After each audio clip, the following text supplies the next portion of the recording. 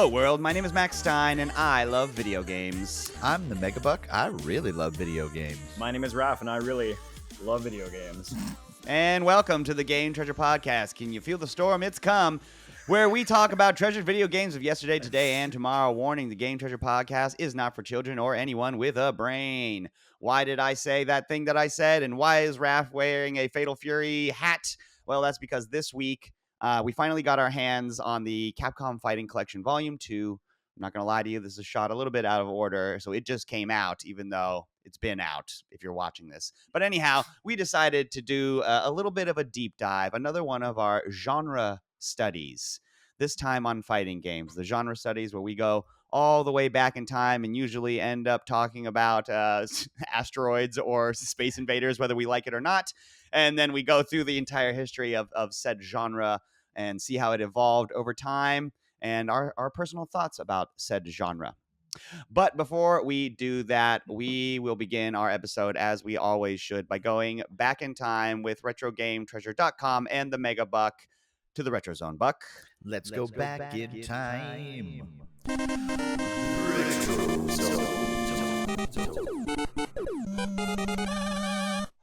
Holy guacamole. I'm not sure if this is a it's banger. Guacamelee. Or if No, you're sorry. that's a fun game too. Yeah. I'm not sure if you've ever played this one, Mac, but I brought a really great Game Boy game today. Could it be as good as King of Fighters 97, seeing as how we're talking about fighting games today? Because that's one of the best Game Boy fighting games I know. I really like to bring retro zones that don't align with, because we're about to talk about that for like the next half an hour. Fair. Right? So I'll bring something a little different. And today I've got the fun-loving tomato Quirk for the Game Boy. What is it? Quirk?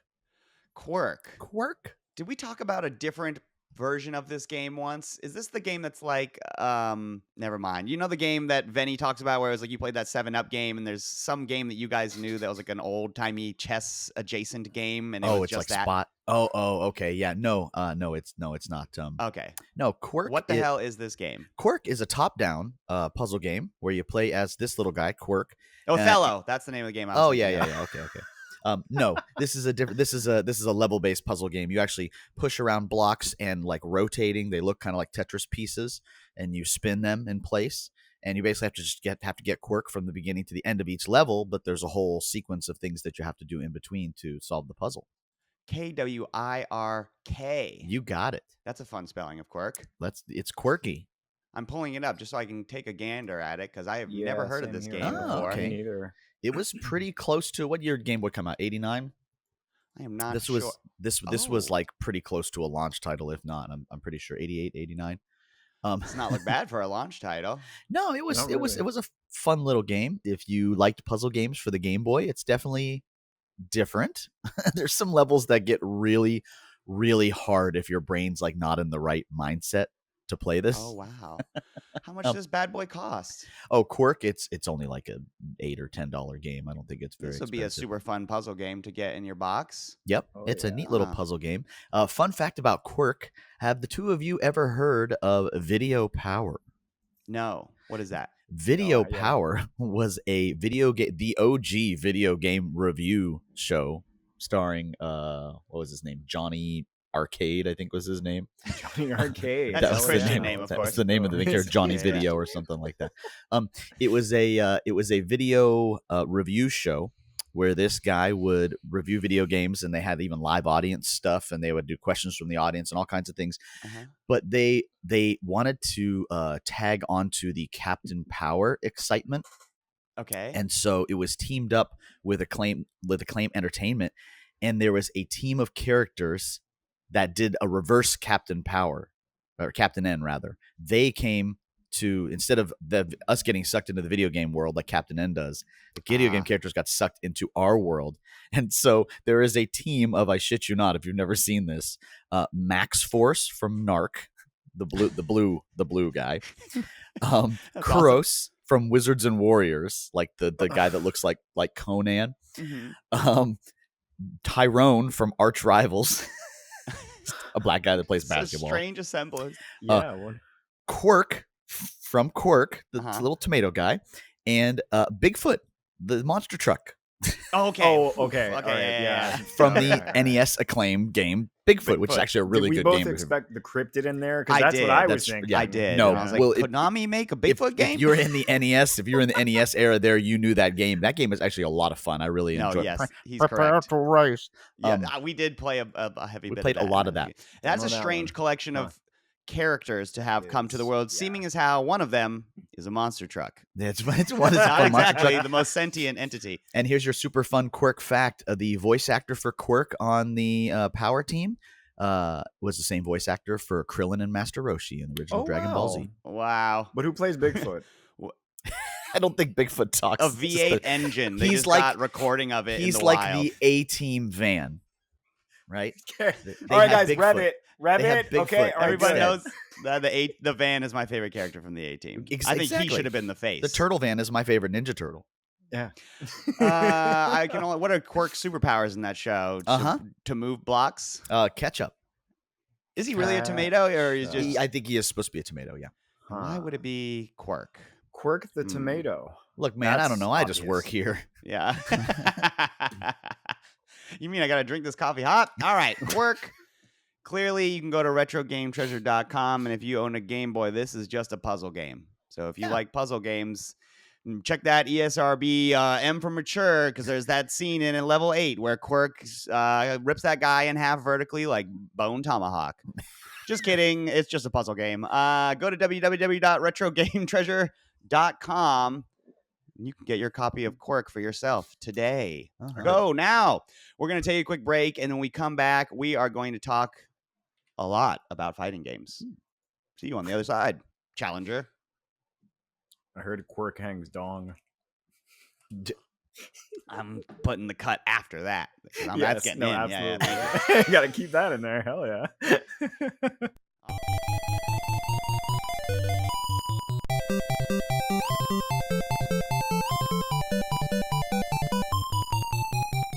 Okay, we are back.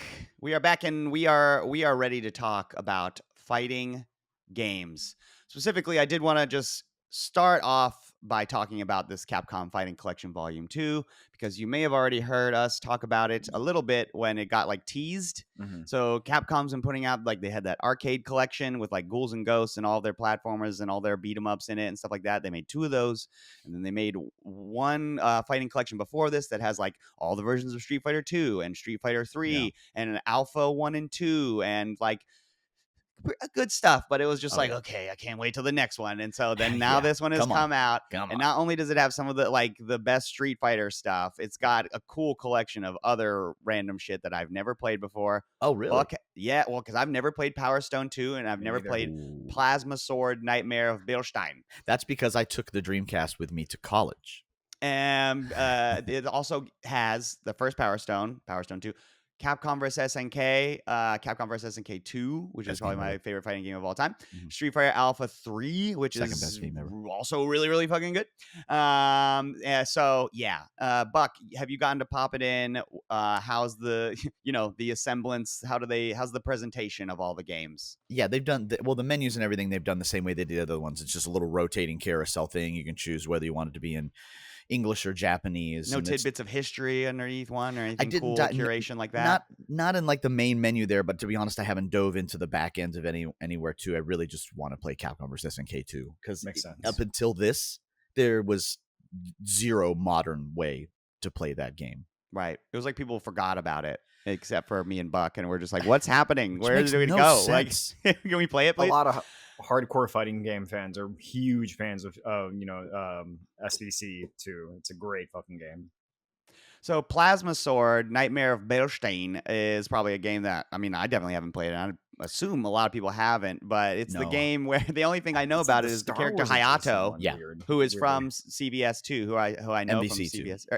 MVC2. Is he in Marvel vs. Capcom or is it CBS? He is not in no. So Capcom vs. SNK didn't go with the weapon. I know people. for sure he's in Marvel vs. He's the- Capcom too. I've He's the seen guy him in with the that one, yeah. blade sword, Yeah. whatever, and Mhm. he's from a game called Plasma Sword, and the only thing I know about it is apparently everyone in that game has a plasma sword. I was Not a watching huge fighting. fan. I was watching clips, and it was just every there was like whenever you did a combo, it would be like plasma dodge, plasma gain, plasma sword. And it was like not just one guy. It seems that everybody's the theme is that in plasma sword, you have a plasma sword. I don't know. I haven't played it. Buck, if you haven't touched it, then It's been a long time. Yeah, I No? just remember it's a 2.5D fighter that I wasn't a huge fan of. So let me get this straight. Did you buy that collection and you have only played Capcom vs. SNK2 Correct. in it? Because you're a I've little had freak. access. Well, I've had access to every other game except for Plasma Sword and Fighting Evolution, which neither of those are great ones for me too. Project Justice, however, will be the next one that I'll be playing a lot of because holy smokes, are the Rival Schools games good? Is that in the first collection though, or that's No, not it's in in this this one? No, Is no. it? What list all the games? CVS 1 and 2, Power Stone 1 and 2, Capcom Fighting Evolution, Alpha 3, Plasma Sword, and Project Justice. And Project. I don't know how Tell I me missed about that one on Power my Stone list. because I've never played any of these games. Power I've never Stone played is either one of them. yeah. Alternate reality Smash Brothers. Cool. It's to be more of a podcast and talk more. It's a top-down version of Smash Brothers where you run around and collect like objects, not just like in a bomb that you throw, but like have you ever played any of like the One Piece anime fighters? No, That's a good example. They play a lot like that. So it's almost like if you can't fall off of this platformer. It's like if Gauntlet were a platformer or something, I because it see. usually takes an isometric view. So it's just heavily different from basically every other fighter in this collection. I remember Very unique enjoying looking. Power Stone 1 on the Dreamcast, but then on the second one, I can't remember. Some disconnect happened where I don't think either Buck or I liked Power Stone 2 for some reason. I don't Just know. didn't play it a lot. It I was just could be it wrong. was just a lot of the same thing. There were just a couple new characters and new arenas and stuff. They didn't make any huge leaps and bounds to the second one, if I remember No. correctly. Played a bunch, but the main goal, besides using objects to hit the other players and little special moves, the main goal was to grab the stones inside each of the map. I see. And if you had all, I think 3 of them or 4 of them, you get to do your big super move. But if You become another Thanos. player has one, like the yellow gem, you can hit them and knock the gem out of them, and that's how you get it. So it's like fighting tug of war. Okay. Very similar to Hyper Contender, the UFO 50 game that we talked about. There you go. Yep. Right? Oh, Where you're, okay, you're all right. punching gems out of people to try to be the guy that collects all the gems so you can do your super move to fuck people up. Well, then if you've only played Capcom vs. SNK2 in there, then we'll just go ahead and move on. I was hoping that maybe you dabbled at least a little bit into the other ones. It's also only been out a day as of this recording, so it wasn't Capcom really. Fighting Evolution is one that I've never played, that I forgot the existence of, that I was like, it looks very cool. It's a two-team fighter that's got people from Street Fighter 3, 2, Alpha, Darkstalkers, and Red Earth in it. I was like, that's a cool, weird, eclectic thing. Yeah. Okay. All right, cool opinion. All right, let's go ahead and move on. I want to dive into it more about the things that make fighting games unique, like the different styles and power meters and such. And I think that's where that game is lacking a bit. Okay. All right, so let's go ahead and define the parameters that make a game a fighting game versus an action game that has fighting in it, or a Beat 'em up. MMORPG where you are fighting other characters online, but it's not a fighting game, right? So what are the defining factors? It was hard to pin this down because it's quite abstract, but one is you got to have at least 2 characters on screen. You cannot have a fighting game that only has one guy on the screen. That's just by definition. Also, those fighters need to be in an enclosed space.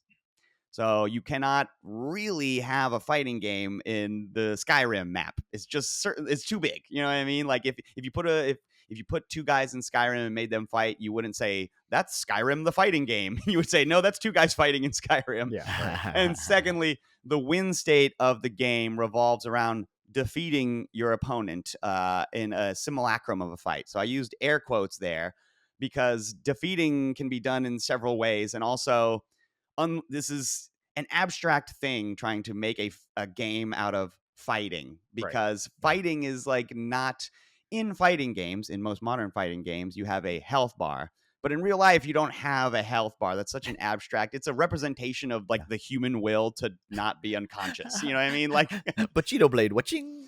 and Meat so points, if you will. basically you will, if in the most philosophically abstract terms, 2 characters will be depicted attacking one another until one character's health is depleted, or until the time runs out, or until the win conditions of the fight are met. Or until their mom calls and said, "It's time to go home, Timmy."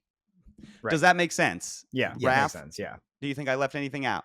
Yeah. I mean, as long as there's obviously different win states. Like some games have ring outs, some don't. But yeah, Precisely. that makes perfect sense. So it doesn't. not It's much not of a always thing like anymore, huh? killing your opponent, although sometimes it is. Right.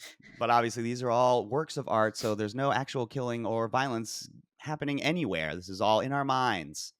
All right, so the history of the fighting game.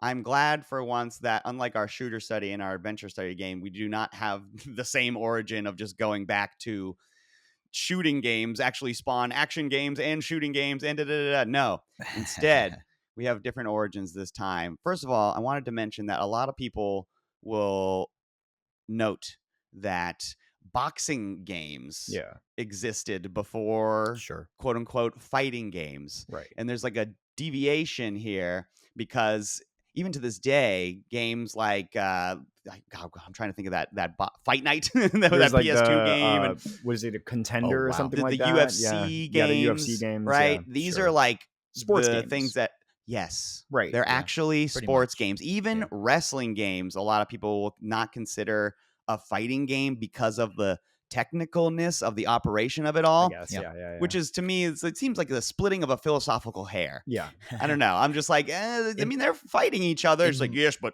this one, you got to really control Okay. them. And it's like, have you ever seen guys play fighting games? It seems like they're pretty in I was gonna control. say, like, you do footsies in both of those things. Yes. Like at it what really- point, like, is Hellish Court a fighting game? Right. Exactly. Yeah. Exactly. Is Hellish Court a sport?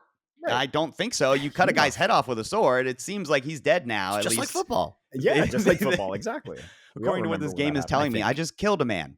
Yeah. So that aside, I did want to say that I don't philosophically subscribe to that. So I think that the first video game that is a fighting game, that is to say, in which two combatants fight one another, was Sega's arcade 1976 Heavyweight Champ. Okay. You ever seen this Okay. game, Raph?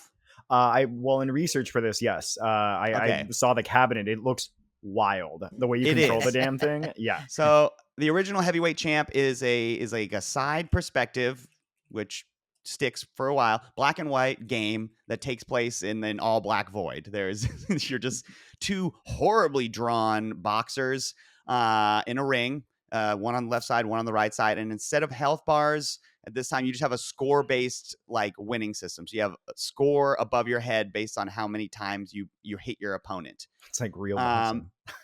Kind of. Yes. Yeah. Kind of. And the coolest, strangest part about this game is that it's controlled with these two massive plastic boxing gloves that are in like the bottom half of the cabinet. Yeah. Mhm. And the way they function is that you can lift them up and down, and when you do so, your boxer's gloves will lift up and down for Yeah. blocking, and then you push the glove in to punch your opponent. So I don't know. I was observing this and being like, that looks like fighting to me. You've got strategies, like you said, playing footsies. You're backing up, you're making space, you're blocking, you're feinting, you're doing all sorts of things. But I don't know. I had never heard of this game, and I found it interesting that Oh, that's Sega cool.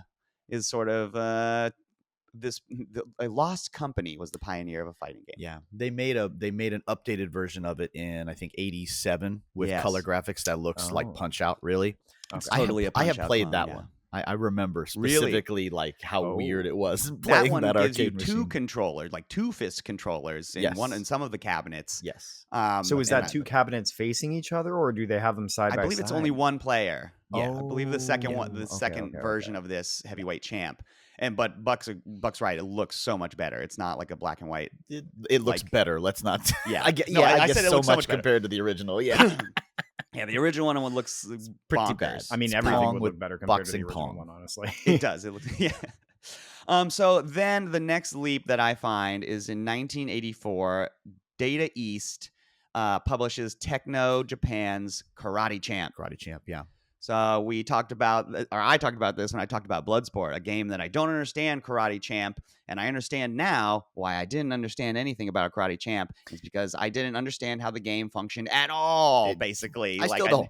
I never sat through the idle screen to be instructed about all the different moves that you can do. So you've probably seen this game in arcades before. You play as a red karate guy or a white karate guy, depending on whether you're player 1 or player 2. And that's a little bit of foreshadowing for the future of video games, actually.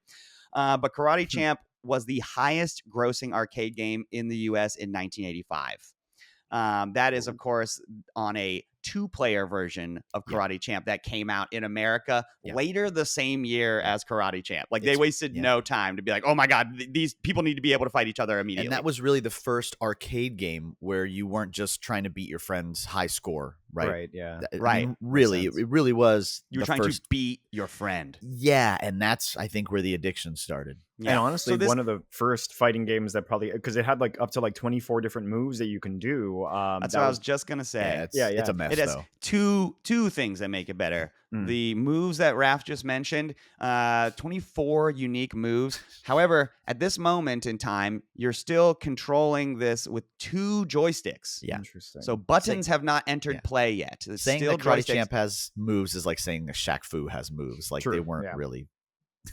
It was bad. I would push against that. They're not special moves, but they're moves in a sense that you have to learn them, like in a fight where you have to learn a hook punch, you have to learn a round kick in real life. And so I was surprised at how many different angles of attack you can take in Karate Champ. Like the moves are complete nonsense in the sense that it's like you got to press up on the right stick and down left on the left stick to do a jumping back kick.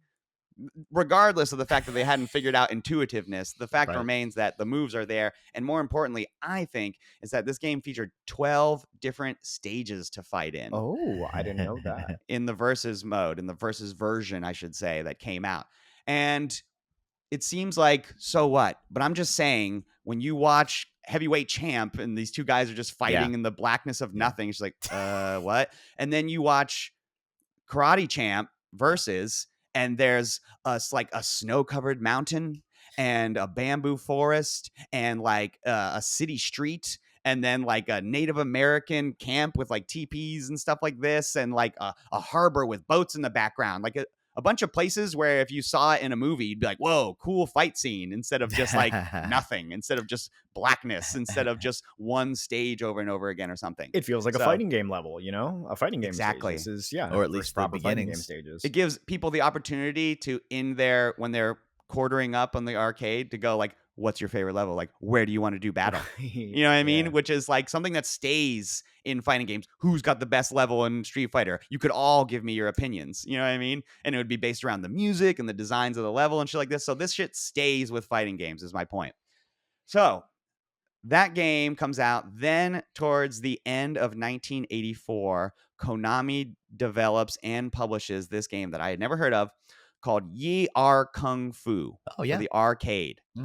And it also got ported to the Commodore and the NES and several other things. So it's YIEAR Kung Fu. So this is a very well received game. It's like becomes one of the top selling conversion kits the year that it comes out, which Buck has explained. That's basically they would just take out the guts of an arcade cabinet and replace it with these guts. And then the sides would just be like the Teenage Mutant Ninja Turtles or something. And they'd be like, no, that doesn't have Teenage Mutant Ninja Turtles in it. That's so last year.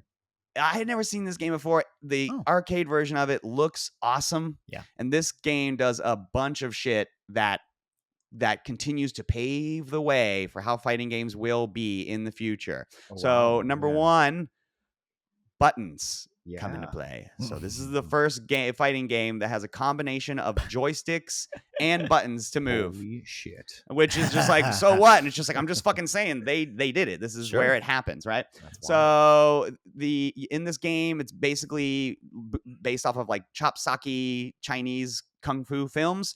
And so for the first time, you get a cast of unique characters with different appearances and fighting styles. So unlike Kung Fu Champ and Heavyweight Champ, you have different moves from one another. Specifically, like I think it's one player. Most like the story mode, you play as like this blue pants clad like monk kid, but then you fight like an ogre guy with a club, and you fight like a kung fu lady who's jumping all around. My point is like people have different stats at this point, and most importantly of all, this game brings us the health bar. So this is the first time where the game has set the goal, instead of like in Karate Champ where it's just like you hit your opponent once and you get a points. point. Yeah. Now it's Okay. just like fucking have at it, bro. Like you go until that bar is done. This game also like introduces like an aversion to realism. So since it's based off all these kung fu movies, your characters are for the first time like jumping in the air what seems like 50 feet according to like the scale of how big they are and shit like this. And so Ye Are Kung Fu by Konami is like the first time people are getting the proto fighting game, I would argue. But then, last but not least, the granddaddy of them all comes out in 1987, and that is Capcom Street Fighter. So Capcom Street Fighter features a story mode where you must play as Ryu. You pick a country, you fight 2 fighters from that country. I did not realize that Sagat and Adon is in this game. And I didn't Eagle. realize Yeah. Adon is in this game. And That's where Eagle, he yeah. started, yeah. I was like, that shit's crazy because I don't think I've ever really played the original Street Fighter. Yeah. And those Something two didn't cool come about back this- till freaking Alpha. Something really cool about the story in this game. It's one of the first ones where something from the story in this game carried over into the next, because Sagat has that scar in his chest, and 2, that comes from this game in story. Ryu does a dragon punch and slashes his chest open. Excellent About the point. only thing they'll carry over. Everything else Right. they want to forget. Oh yeah, definitely, because this game sucks ass. It does a couple things that stick though. So when you do play versus, you play as Ryu versus Ken. Yeah. If Ken wins, you can go on to the rest of the arcade mode and play through as Ken. But they're clones of one another. So while they have the same move set, they're just basically palette swapped. And by they I mean Capcom and Street Fighter, introduce special moves to fighting games, Which will never the same again after that. changes the course of fighting game history forever. They also, everyone knows the version of Street Fighter that you punch, but they also, the 6-button layout is in this game. Yes. And that stays with Street Fighter and a lot of other fighting games for a long, Pretty long, much long, every long fighting time. game uses 4 or 6-button layout. I mean, Correct. So they do that as well. But so special moves, Mac. What is the difference between a special move and a move? This, I believe, is the exact definition. The difference between a special move and a move is that a special move requires a series of inputs to be put together in a sequence before it'll happen. What do I mean? Because in Karate Champ, when you press the 2 buttons at the same time, your guy will do that move. Boom, boom. Right? And then if you are playing the Konami game I mentioned before, you have a special attack move, but it's still like just A or just forward and A, and it'll come out at the exact moment. Street Fighter finally invents a thing where you have to press 1, 2, 3, 4 commands to do a Hadouken. Down, forward, and punch. You have to input all those things in sequence and then press punch before your fighter will actually unleash his special move. And I gotta say, Street Fighter really upped the ante in regards to the fantasy levels of combat that is happening here. I mean, you are throwing fireballs. First game with projectiles. Yeah. Yes. I mean, they really are like, all right, this is no longer fighting. This is now fantasy fighting. You know what I mean? Like, the moves are going to get bonkers from here on out. That's the difference then. It's fantasy fighting. Yeah. Yes. They basically, the deviation, I would say, is really, really, really made here. It's also very easy to measure. And I should mention that Street Fighter basically makes fighting games like the premier cabinet to have in your arcade if you are an arcade owner. Yeah. Draws people in. They want to play against each other. Yeah. They want to play against each other, and they will literally, they cannot beat it. They will just play it forever. You know what I mean? It's not like me and Buck are going to go beat Ninja Turtles to the next today. level, so they keep coughing up quarters. It's a coin muncher. So this, like, on top of changing shit for video games, like Street Fighter does a lot of work to change the shape of arcades as well. Yeah. Very effectively. So Street Fighter 2 obviously comes out shortly thereafter, and that is the king of fighting games basically for a long ass time. Yeah. And Street Fighter 2 introduces, I think, the last little tiny piece of fighting game puzzles, which is combos. So combos are like originally like a malfunction, if I'm not like mistaken, of the game, where you can string together 2 attacks before an opponent has the ability to respond to it, essentially. Right. It's Crudely the one enough, that started cancels, and that's how you kind of do some of these combos, is by canceling into one another. Yeah. Yeah. The first game to actually have combos was 1985 Shanghai Kid, but it was really rudimentary. But there was a button, there was a word that would pop up on the screen that said rush, and you could tap the button multiple times, and your character would do a different little flurry of moves, but not in the way that you're talking about. The evolution of Street Fighter is a different level. I think it's also worth noting that I'm pretty sure Street Fighter might have been one of the first games to have meters, like for specials and stuff like that, because the later iterations of it, obviously Street Fighter has 5 different versions of it that have existed, and I think it's in Turbo or Super Street Fighter, I'm not sure which one, but that would actually belong to 1992's Art of Fighting. It did it before. It did it before Turbo. Which Super wasn't Turbo Art of Fighting supposed to be? Before Super did. I think it was supposed to be a Street Fighter game, and then they changed the name because the whole being like sued thing and everything else too. Art of Fighting was also the first fighting game to have taunts. Yeah, so taunts and super moves. Would you like to explain taunts and super moves? Super moves would be when you either do enough damage in a match or take enough damage in a match, depending on the fighting game. You build up a meter of sorts. Once it's filled, you can put in an input, sometimes the same, sometimes more complicated than your normal one, and you do a super attack that complements that character's actions. And it'll do an exorbitant amount of damage, usually. If you can land it. If you could land it, right. And then taunt obviously would be your character making fun of, wagging his tongue out, shaking his butt at the other guy there too.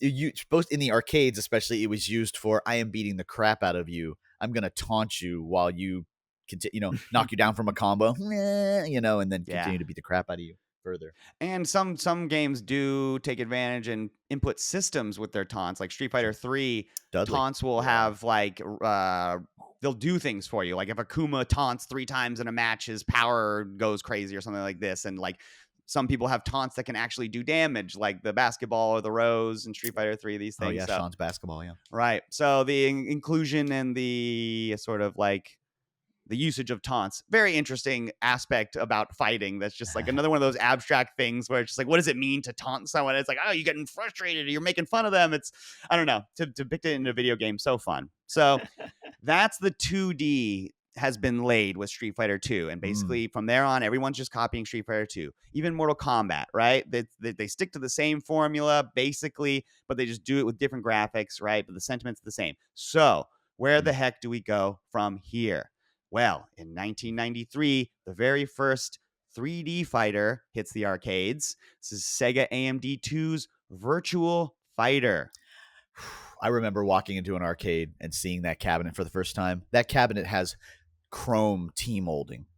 That's the trim around an arcade cabinet. And I remember seeing it the first time and just going, holy shit, it's so much better looking than, Yeah. So Virtual Fighter is a 3D fighter in the sense that the characters are made out of polygons. Right. And so they are 3-dimensional. However, you are still fighting on a 2D plane. Just worth mentioning. 2.5D is what they'll call it, right? Because you can go forward and backward, like in Tekken, if you've played more modern. In Virtual Fighter, you don't have the sidestep yet. You can. There are moments when you roll where your character's plane will shift, but that comes later. Gotcha. But Virtual Fighter, I don't believe has super moves in it. Everyone has their special moves and everything. Virtual Fighter's got a lot less fantasy to it. There's no fireballs really. It's a different kind of vibe to it. But regardless, what Buck said is correct, which is that it blew people's fucking skulls apart to see big 3D polygon guys fighting each other on the screen.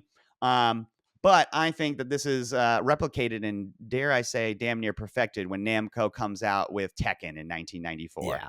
Yeah. Tekken, basically, it's Virtual Fighter, but it looks better and it's more violent, and that's basically it. And that's the leg up. It came out later, and so it looks better. Sorry, flashier, Virtual Fighter. A little flashier. So the only note that I wanted to make about Tekken is that it's Tekken 3 that gives us that sidestep. So these games have been comprised of 3D polygons, but it's not till Tekken 3. I should rephrase myself. Kazuya has a move where he can sidestep. It's called the Misty Step in the original Tekken, but it costs him a little bit of health to do so. And then Heihachi gets it in 2. Then by 3, everyone can sidestep. So that adds a layer of dynamism to fighting games that Tekken still is the king of. Just the ability of, like, you think you're squared up and then whoop, you just slip. like someone's think they've got this big grand plan to fuck you up with a huge combo, and then they just whiff because you sidestep. And then it really evolved in Soul Calibur because there were a lot of weapon moves that involved circling your opponent. Like that happened. That became like a core mechanic of that series. Right. It comes from Battle Arena Toshinden, which like Kinda. kind of can be considered a little bit like the first real 3D side. It's another fighting game anime you need to watch, Raph. Yeah. Oh, good shit, movie. Okay. Good movie. Ooh, I add that to the list. So those I think are the major players. We've got these are the two camps. It seems like I'm going to say the two top. If this is an umbrella, these are the two top pieces of the umbrella: 3D fighters, 2D fighters. 3D fighters still pretty much dominated by Tekken. Virtual Fighter 5 is on its way. And 2D fighters pretty dominated by Street Fighter still. Pretty funny all these years later. Yeah, that's true. Yes, that's very true. There are several other subgenres that exist that I did want to note in chronological order. King of Fighters 1994, the SNK game, brings us the first team fighter game. So good.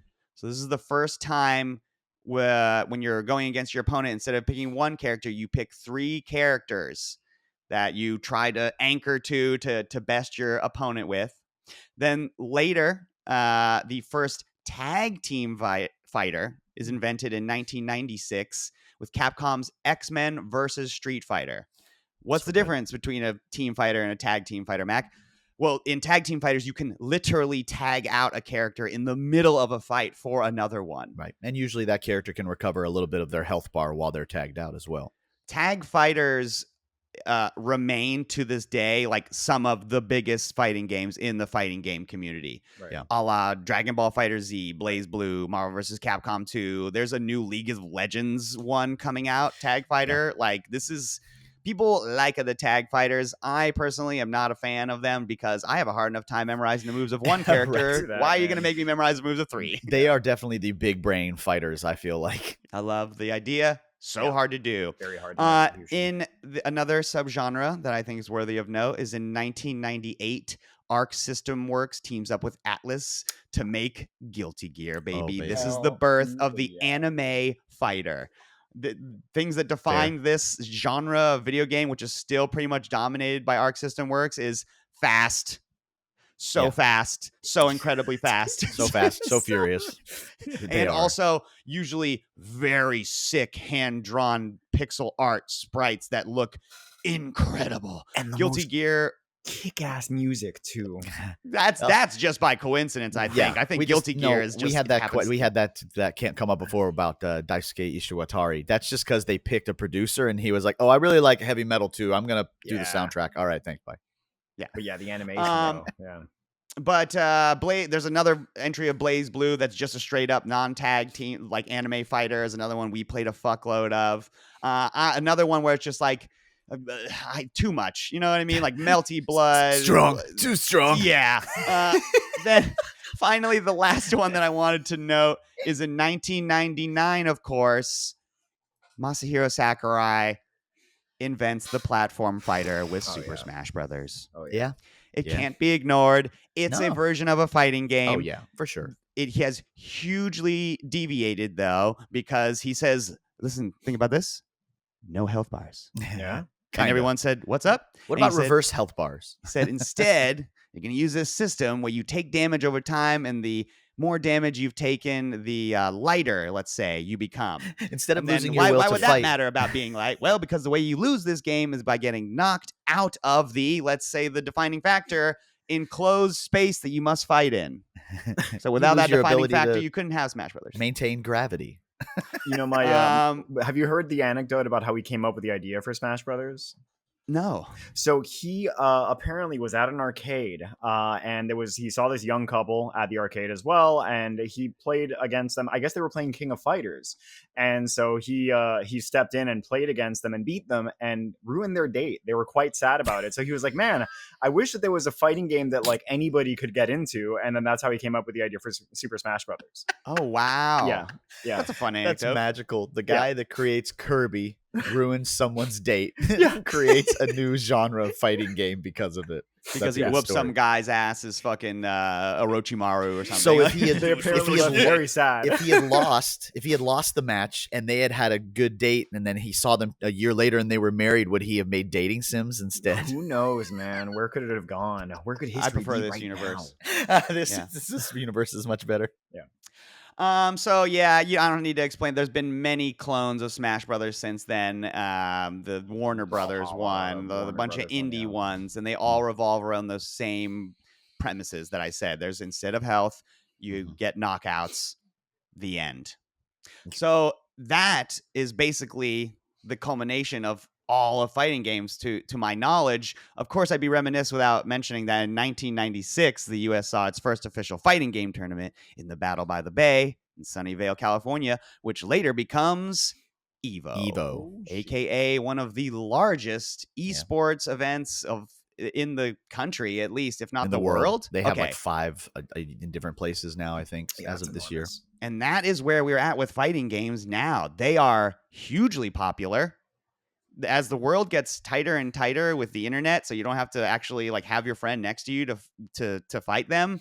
Fighting games have just become one of the highest grossing, most moneyest makingest genres. Like Capcom has revitalized themselves with Street Fighter 6. Like they so much money being made. It's so popular. These tournaments, these guys will win thousands upon thousands upon thousands of dollars and have millions of people watching them. Yeah, they're pseudo. I mean, they're internet celebrities. A lot of those guys, you know, if you go to any of these kind of events and you see someone like Justin Wong or Daigo Umehara, and you know anything about fighting games, you know who they are. You know, Daigo wrote meeting those guys is pretty cool. Fucking book.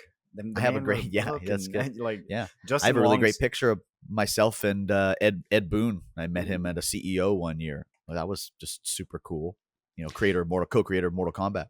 So you guys, how do you feel about fighting games? Their state, your relation to them? Mm-hmm. I got to live. I got to live through this because they almost single-handedly saved the arcades in like the early 90s by coming out. All of those point games and everything else were starting to die off. They were starting to get really gimmicky to get us to come back by doing like Afterburner and things like that. You know, ones that were a little more involved and use a little bit of technology. They didn't really know how to keep kids coming back to the arcades, especially as the Nintendo and home consoles started to be absolutely amazing, right? And so enter the fighting game, people had a reason to go back to the arcades to fight against their friends. Well, then they start to port all of those games to the home consoles. At the beginning, they're slightly inferior. Sprites are smaller, frame rates aren't as good, they don't look as nice. But by like the late 90s, there was hardly any difference, right?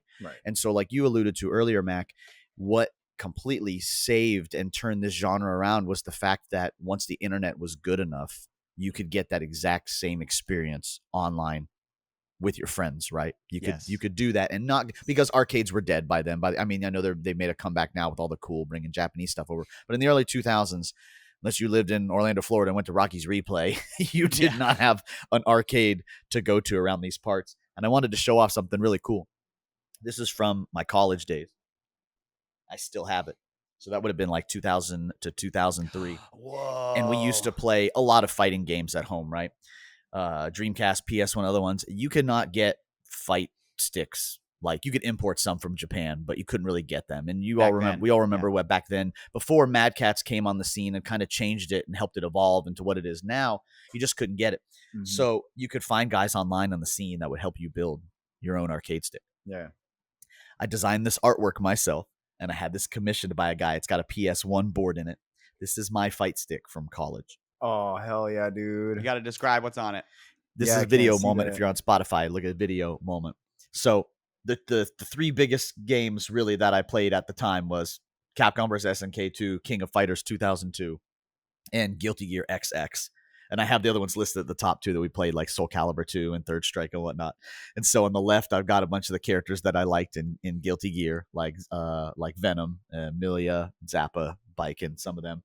In the middle, I've got a pretty cool with like Kula Diamond and like some King of Fighters artwork in the middle. And then the right, I've got all the Capcom versus SNK kind of style artworks of like Terry and Andy and Ryo and Athena and Whip, the characters that I liked, right? I like to play Whip a lot in that. So I still saved this just because I posterity's sake. But I love that the button layouts are just like flat. Yeah. Like Yeah, they it's- hadn't articulated them yeah, yet. they're just- like the the hand shape, yeah. convex ones, the ones that kind of bump up because I like that style. Got my start and select here on the bottom. I mean, this bad boy is nailed together and hot glued on the Yeah. bottom. Hell I mean, yeah, it is. dude. I made mean, by like the some dude arrangement is in a line. Now, like people like contour them It's in to the the shape of shape the of like a hand, U yeah. all that kind or of whatever. stuff. Yeah. They're just You could people take didn't this know. off with 4 screws, and you can see inside. It's just like a hand soldered PS1 board to each of these. I mean, it's very rudimentary, but you couldn't get anything else back then. I you know? remember that thing very fondly. My relationship to fighting games is I asked Jisoo in a couple episodes ago what her first fighting game memory was, and my first fighting game, or my first video game memory, I should say, is Street Fighter 2.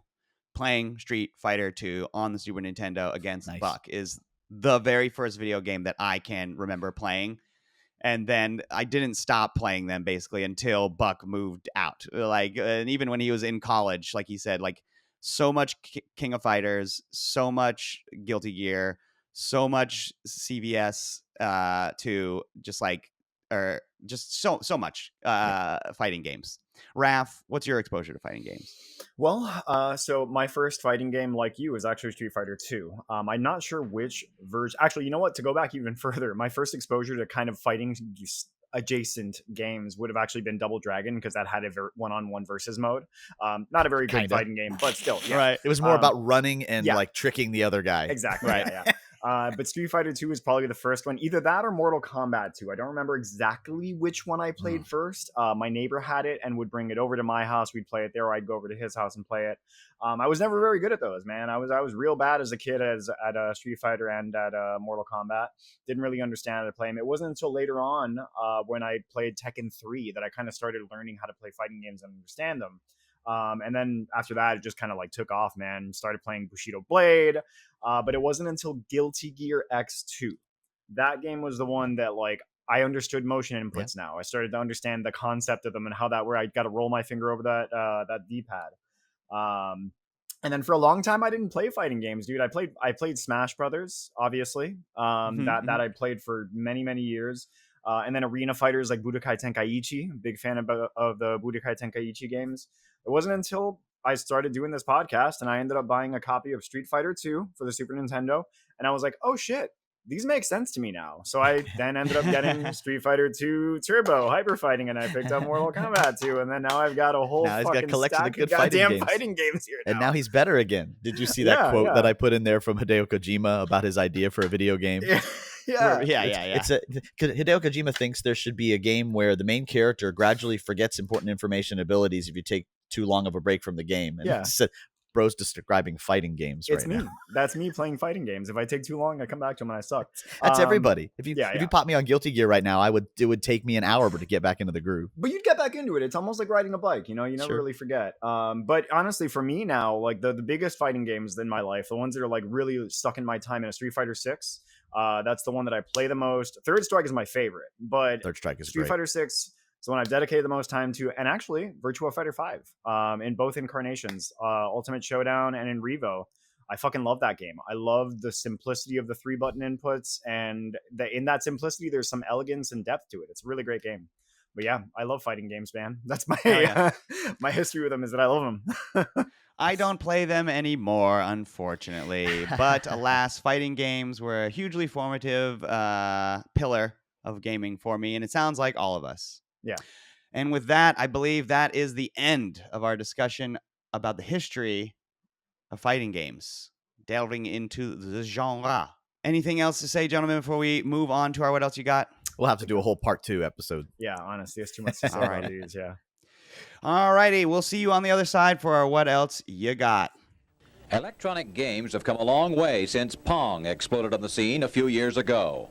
Perhaps owing its inspiration to the hit movie Rocky, one of the machines lets 98-pound weaklings play heavyweight champion. That's just one of the space-age games at the new Sega Center in Fashion Valley.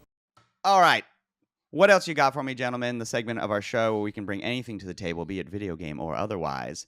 This week, I do have a video game. I played the demo for a game called Mindwave. Ooh. So, developed and published by Hollow Hammer. Mindwave is overwhelmingly positive reviews on the Steam. The demo came out in January of this year, and it is as if WarioWare and Hypnospace Outlaw had a baby, basically.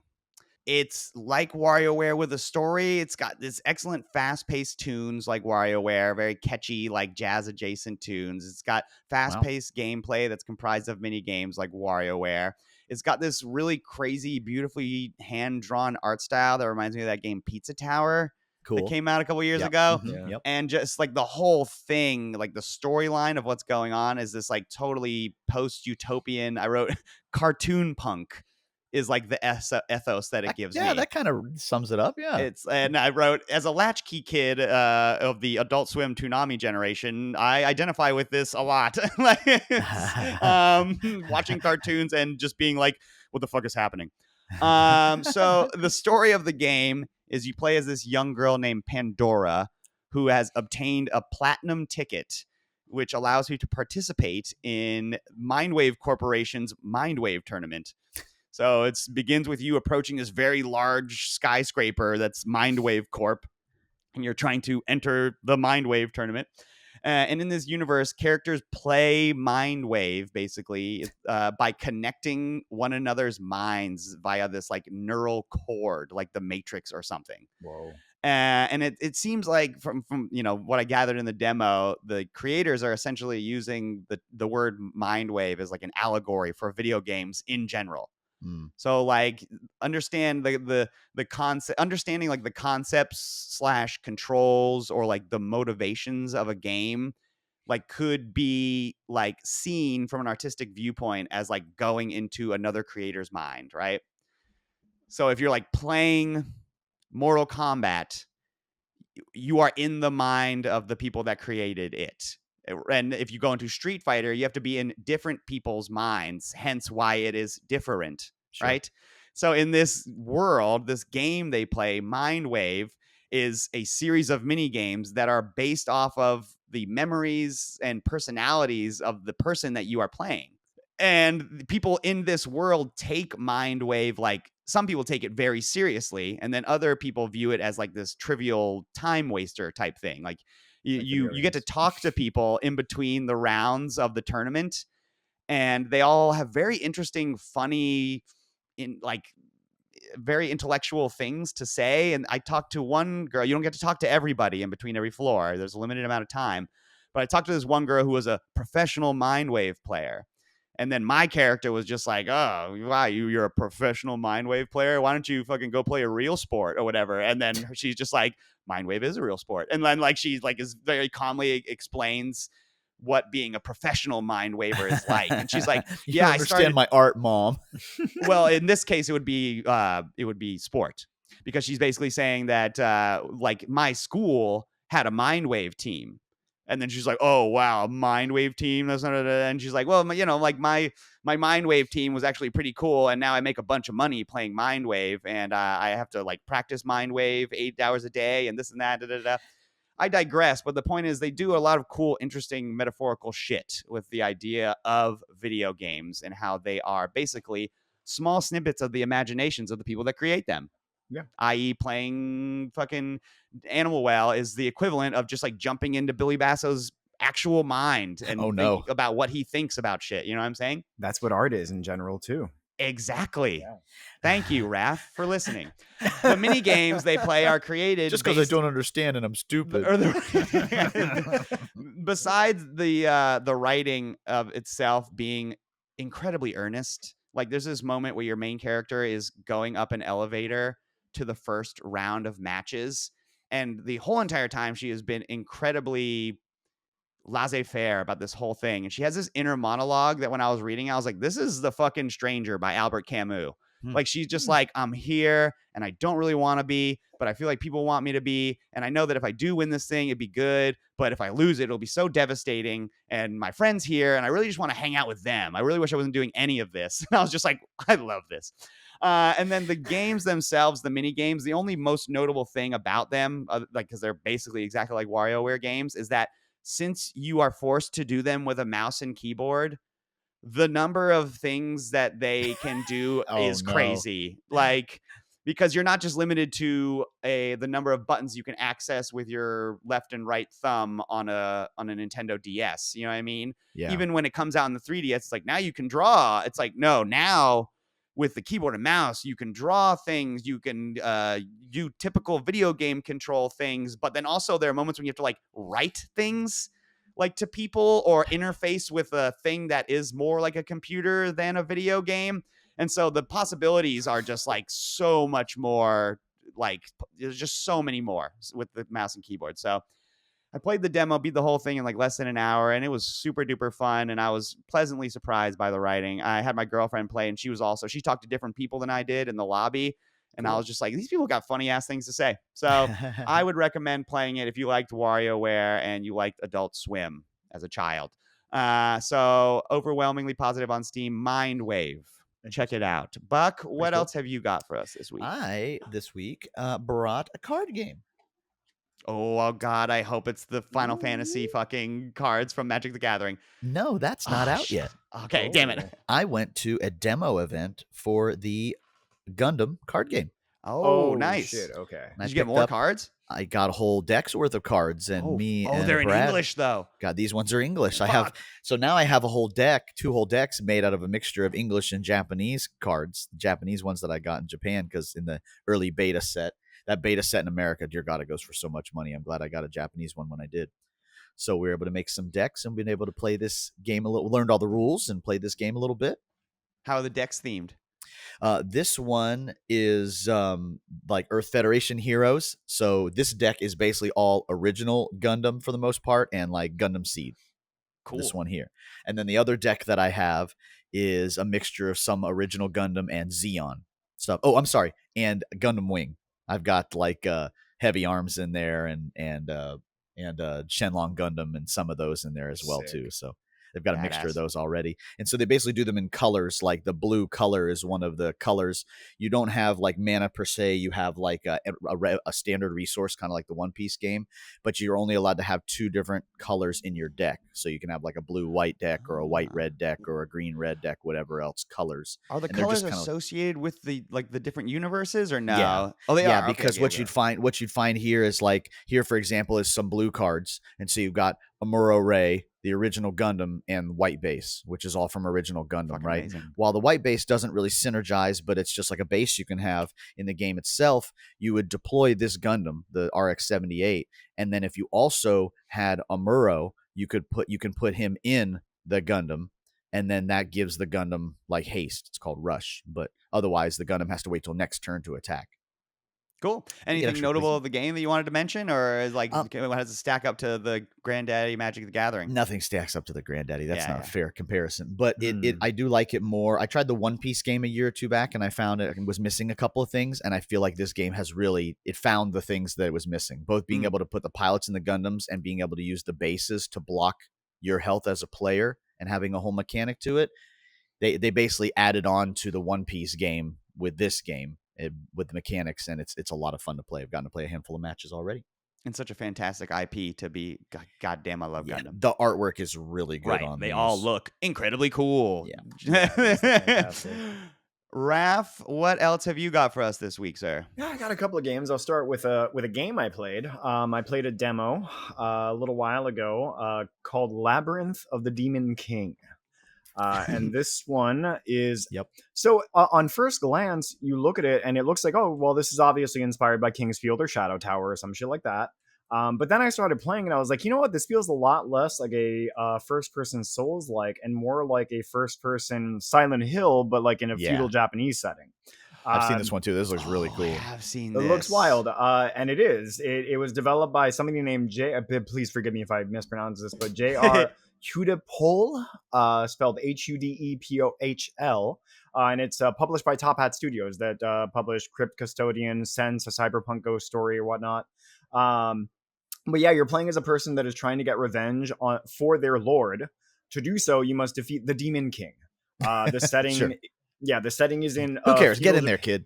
Right, yeah, exactly. Yeah, what the fuck is that? Who knows? The setting is in feudal Japan, where demons are basically running rampant in the world, and you're essentially exploring this Japanese castle, finding new rooms, finding locked doors, finding items, and using those items to open the unlocked doors so you can find new rooms, find new locked doors, find new items, and continue doing so, etc. A la Resident Evil. You've got a map like Resident Evil that kind of shows you doors that you've looked at that have been opened or not opened or locked and whatnot. It's got like that first person survival horror aesthetic, and it really reminds me mostly of Silent Hill or something like Siren too aesthetically. It's got this sort of like comparison. film reel look to it. Like whenever you run into a new monster, you suddenly get a cutscene where you hear like a film reel rolling and you see the film grain, and the monster, because it's so grainy, looks horrifying. Like you see the first thing that you encounter is you go into a cave, and then when you get to a certain part of the cave, you hear like a something eating something, and then you turn the corner and you see just under the light with a torch on the ground, there's just a long body eating a torso, and then it looks at you and just slinks up and disappears. Terrifying. Badass. I mean, dude, it's like PS1 graphics. Very like much PS1 plus, Yes. I'd call, like indie. Oh, love the art style. Yeah, it's got that PS1 sort of look. The combat actually feels like pretty Tenchu. good too. Yeah, what's that?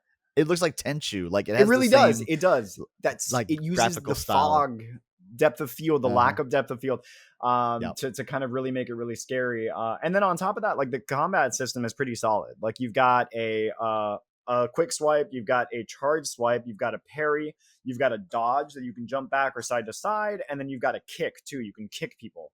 And the monsters are surprisingly agile. They come up to you, they'll start hitting you, and you got to get good with those parries, because you got to parry them.